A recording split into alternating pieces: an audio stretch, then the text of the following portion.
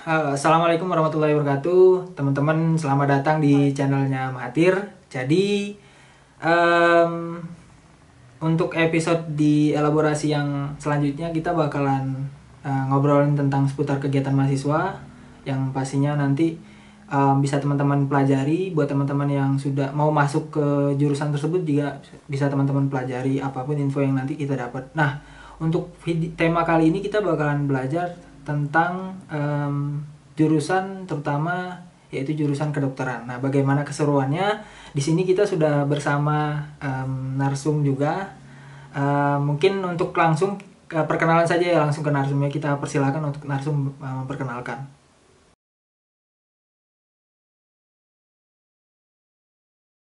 Baik, terima kasih atas kesempatannya, Kak. Perkenalkan, saya Desi Mandasari, mahasiswa Fakultas Kedokteran Universitas Bengkulu. Saya alumni dari SMA Negeri 3 Unggulan Kayagung, kelahiran di Kayagung, Oki, Sumatera Selatan, dan saya founder dari Mari Berbagi 01. Nah, untuk masuk ke sesi selanjutnya kita akan tanya-tanya terkait jurusan ini. Yang pertama mungkin yang akan saya tanyakan kepada narsum itu adalah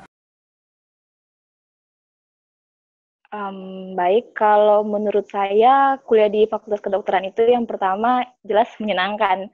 Kemudian hmm, ya kita sama-sama tahu perjalanannya cukup panjang, banyak suka dukanya, dan apabila kita udah dinyatakan lulus dan diterima menjadi mahasiswa jurusan kedokteran, itu kita akan menjalani proses belajar di program sarjana kedokteran. Kemudian dari program SKED, kita sudah SKED 4 tahun pendidikan, hmm, kita lanjut ke program yang selanjutnya, yaitu yang biasa disebut dengan koas. Koas itu oke. sekitar 2 tahun kemudian baru dilanjutkan dengan program pengabdian kurang lebih 1,5 tahun. Teman-teman sudah mengetahui ya bagaimana kuliah di kedokteran. Nah, untuk lanjut ke pertanyaan selanjutnya.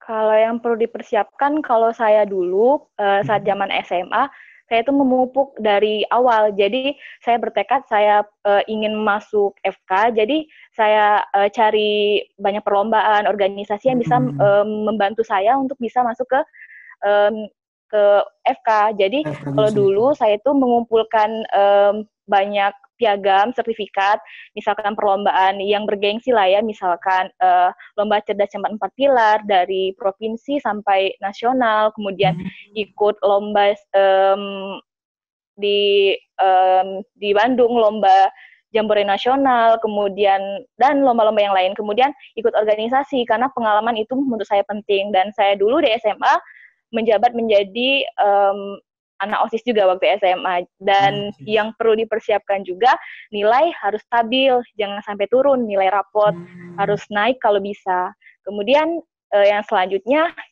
harus disiapkan yaitu mental. Mengapa mental? Karena siklus di perkuliahan itu padat di FK.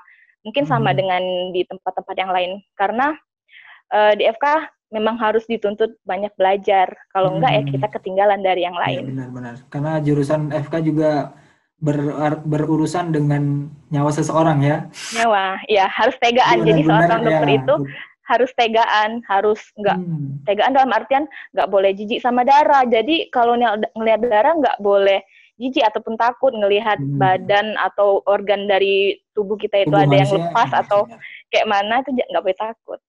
BTW kemarin masuk ke dalam FK melalui jurusan apa? Melalui jalur apa? Karena kan kita tahu kalau lulus itu kan ada SNPTN, ada SBM, ada UM. Kemarin gimana masuknya?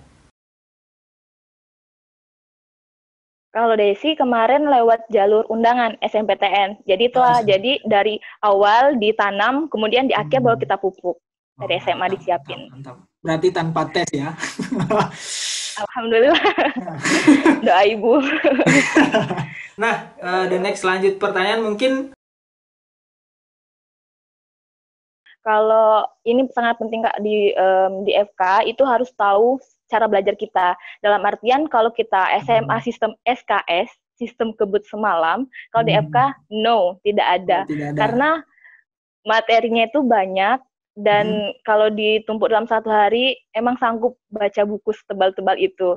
Jadi harus tahu cara belajar. Kalau aku pribadi, cara belajarnya di melihat visual. Jadi harus duduk di depan, harus melihat dosen yang mengajar, kemudian harus ya kalau nggak fokus di pertengahan jalan harus mengulang lagi di kosan, di rumah. Baca buku karena pada dasarnya dosen kan nggak ngajar semua materi, jadi diulang lagi di kosan. Setiap hari wajib diulang-ulang, dicicil, Ya, benar. sore, malam. Ada juga yang tipe-tipe orang belajar anak FK itu mencatat. Jadi disalin semua, baru dihafalin, dibawa kemana-mana kertas itu sampai sobek-sobek. Yang jelas harus baca buku. Kemudian kami kalau di angkatan saya sendiri itu ada yang namanya sistem buka kelas. Jadi ada tutor misalkan belajar anatomi. Ada tutor yang ngajar, belajar sama-sama. Nanti habis kalau mau ujian udah siap gitu. Nah, untuk yang di pertanyaan yang terakhir lah ya. Hal-hal yang positif, yang menyenangkan, yaitu dari ilmu yang kita dapat kita praktekkan ke kehidupan sehari-hari. Misalkan saya sendiri kan masih preklinik ya, masih mahasiswa. Jadi kayak keluh-keluhan gejala-gejala dari suatu penyakit, gampangnya aja itu sindrom dispepsia atau MAH kan.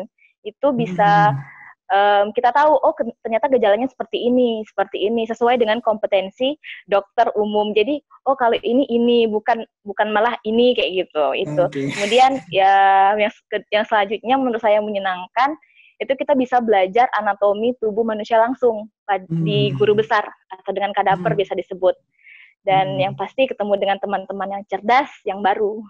Teman-teman yang baru. Nah, mungkin itu saja teman-teman untuk sesi ngobrol-ngobrol kita hari ini terkait jurusan kedokteran. Nah, buat teman-teman yang sudah nonton, jika menurut teman-teman video ini baik, boleh kalian share. Mungkin ada 1-2 patah Desi untuk sebelum kita tutup video kali ini. Kalau dari saya, untuk teman-teman semua, buatlah semua itu menjadi mungkin dan harus percaya diri. Baik, mantap.